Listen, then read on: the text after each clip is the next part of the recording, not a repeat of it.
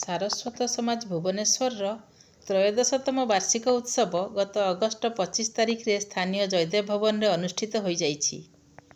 ପ୍ରଥମ ପର୍ଯ୍ୟାୟରେ ଅପରାହ୍ନ 4:30ଟାରୁ 7ଟା ପର୍ଯ୍ୟନ୍ତ ଏକ ମନୋରମ କବିତା ପାଠୋତ୍ସବ ଆୟୋଜିତ ହୋଇଥିଲା।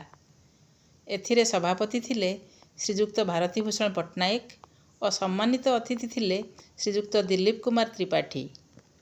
କବିତା ସଂଯୋଜନା କରିଥିଲେ ଶ୍ରୀମତୀ ଗୀତାଞ୍ଜଳି ମହାନ୍ତି, ଶ୍ରୀମତୀ ସୌଦାମିନୀ ସାମନ୍ତରାୟ, ଶ୍ରୀମତୀ ସୁଚିତ୍ରା ନାୟକ ଓ ଶ୍ରୀମତୀ ଶକୁନ୍ତଳା ଓଝା।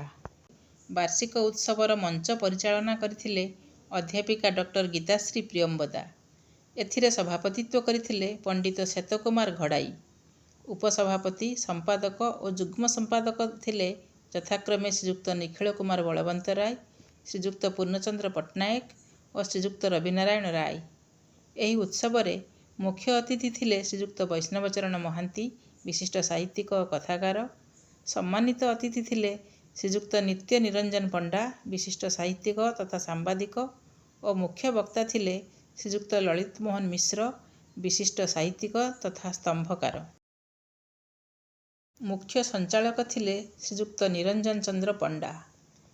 ଶ୍ରୀଯୁକ୍ତ ନିରଞ୍ଜନ ପଣ୍ଡାଙ୍କର ଅନ୍ୟତମ ପରିଚୟ ହେଉଛି ସେ କ୍ୟାପିଟାଲ ହାଇସ୍କୁଲ ୟୁନିଟ୍ 3ର କୃତବିଦ୍ୟ ପ୍ରଧାନ ଶିକ୍ଷକ। ସେ ସତ୍ ଶିକ୍ଷକ। ସତ୍ ଶିକ୍ଷକଟିଏ ଜାତିର ସମ୍ପଦ। ସେ ଗୁରୁ, ସତ୍ତ୍ୱ ରଜ ତମ ତ୍ରିଗୁଣ ରହିତ ଶୁଦ୍ଧ ଜ୍ଞାନର ସ୍ୱୟଂଭୂ। ଏହି ମନୋରମ ସାରସ୍ୱତ ସମାବେଶରେ ତାଙ୍କର ସ୍ୱଳ୍ପ ଅଭିଭାଷଣର ସ୍ୱଳ୍ପ ଅଂଶ ଶୁଣିବା। ସମାଜ ନଷ୍ଟଭ୍ରଷ୍ଟ ହୋଇଯାଏ। ତେଣୁ ସାହିତ୍ୟିକ ମାନେ ତାଙ୍କର ସୃଷ୍ଟି କଲାବେଳେ ଚିନ୍ତା କରିବା ଉଚିତ ଯେ ମୁଁ ସମାଜର ହିତ କରିବି କି ଅହିତ ସାଧନ କରିବି।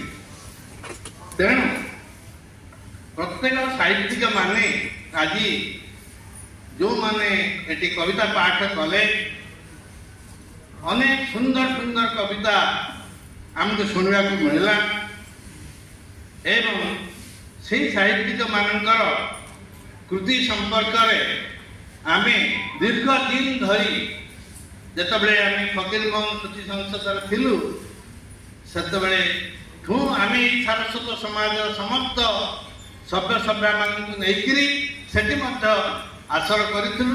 ସେବେଠୁ ଆମର ସମ୍ପର୍କ ରହିଛି। ତେଣୁ ଜଣେ ସାହିତ୍ୟିକର ଯଥେଷ୍ଟ ଦାୟିତ୍ୱ ଅଛି ଯେ ସମାଜ ତା ଦ୍ୱାରା ପରିପୃଷ୍ଟ ହୁଏ, ତା ଦ୍ୱାରା ବଦନାମ ହୋଇଯାଏ। ତେଣୁ ଆମେ ଏଭଳି ସାହିତ୍ୟ ସୃଷ୍ଟି କରିବା ନାହିଁ ଯାହାଦ୍ୱାରା ଆମ ସମାଜ ବଦନାମ ହେବ। ତେଣୁ ମୁଁ ସମସ୍ତ ଆଧୁନିକ ସାହିତ୍ୟିକ ମାନଙ୍କୁ ଏତିକି ଅନୁରୋଧ କରିବି, ଯେତେବେଳେ ସେମାନେ କାବ୍ୟ କବିତା ଗଦ୍ୟ ପଦ୍ୟ ସୃଷ୍ଟି କରୁଛନ୍ତି ସବୁବେଳେ କବି ସମ୍ରାଟ ଉପେନ୍ଦ୍ର ଭଞ୍ଜଙ୍କୁ ଭାବନ୍ତୁ, କବିବର ରାମତରାୟ,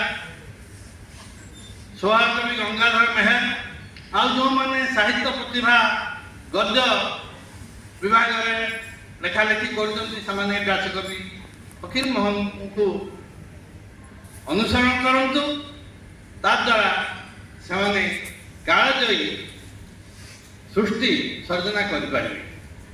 ବର୍ତ୍ତମାନ ଗୋଟିଏ କଥା ଆମର ସମାଜରେ ସବୁବେଳେ ଆପଣ ଶୁଣିବାକୁ ପାଉଥିବେ, ଅସ୍ମିତା।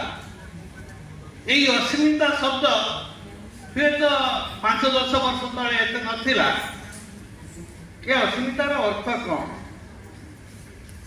ଅସ୍ମି କହିଲେ ବୁଝାଏ ମୁଁ ଅଛି।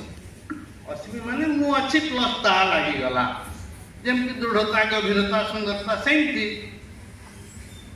ଅସ୍ମି ମୁଁ ଅଛି ତା। ତାମାନେ ମୋର ନିଜସ୍ୱ ସ୍ୱାଭିମାନ ଅଛି, ମୋର ସ୍ଥିତି ଅଛି। କେତେଦିନ ତଳେ ହୁଏତ କେହି ଜଣେ ନେତୃସ୍ଥାନୀୟ ବ୍ୟକ୍ତି ଆମର ଯେଉଁମାନେ ତଥାକଥିତ ନେତାମାନେ ଅଛନ୍ତି ସେମାନଙ୍କୁ ଆଢ଼ୁଆଳରେ ରଖି ନିଜେ ସାରା ଓଡ଼ିଶା ବୁଲି ନିଜକୁ ସର୍ବମୟ କର୍ତ୍ତା ହିସାବରେ ଯେତେବେଳେ ପ୍ରତିପାଦିତ କରିବାକୁ ଚାହିଁଲେ ସେତେବେଳେ କୁହାଗଲା ଯେ ଆମ ନେତାମାନଙ୍କର ମଧ୍ୟରେ ଅସ୍ମିତା ନାହିଁ, ସ୍ୱାଭିମାନ ନାହିଁ। ଛାଡ଼ନ୍ତୁ, ମୋତେ କୁହାଯାଇଛି ସଂକ୍ଷିପ୍ତ କରିବା ପାଇଁ।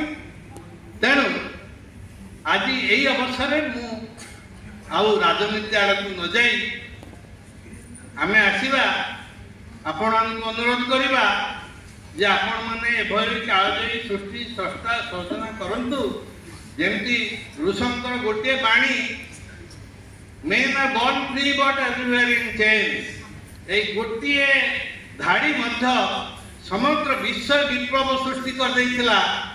ତେଣୁ ଅଶୀ ଅପେକ୍ଷା ମସି ନିଶ୍ଚୟ ବଡ଼, ପେନ୍ ଇଜ୍ ମାଇଟିୟର ଦେନ୍ ସୋର୍ଡ। ତେଣୁ ସେହି ଲକ୍ଷ୍ୟରେ ଆପଣ ଏ ସମାଜର ଉନ୍ନତି ପାଇଁ ଏବଂ ଆମ ଭାଷାର ଉନ୍ନତି ପାଇଁ ଏବଂ ଆମ ଭାଷାକୁ ପୃଥିବୀର ସର୍ବଶ୍ରେଷ୍ଠ ଭାଷାରେ ପ୍ରତିପାଦିତ କରିବା ପାଇଁ ଉଦ୍ବୁଦ୍ଧ ହୁଅନ୍ତୁ। ଏତିକି କହି ମୋର ବକ୍ତବ୍ୟ ସାଙ୍ଗ କରୁଛି। ଜୟ ହିନ୍ଦ, ବନ୍ଦେ ମାତରମ୍। ଏହି ଅବସରରେ କବିତା ସଂକଳନ ଉନ୍ମୋଚନ, ସାରସ୍ୱତ ସମ୍ବର୍ଦ୍ଧନା ସହ ଉଦ୍ଯାପନୀ ଉତ୍ସବ ମହା ସମାରୋହରେ ଅନୁଷ୍ଠିତ ହୋଇଥିଲା।